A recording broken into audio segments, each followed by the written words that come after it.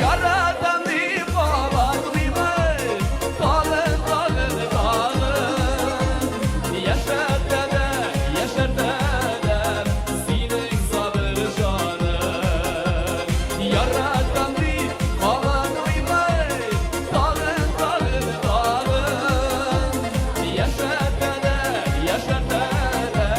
Senin sabır canım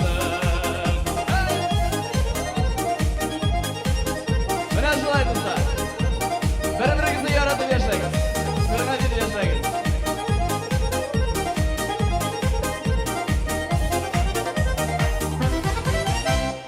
Allah turmushimning yali teksin ekanliging menim ishning muhimi sening esanliging yaratam deb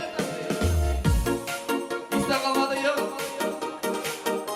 Hayır, yaşar dede, yaşar dede.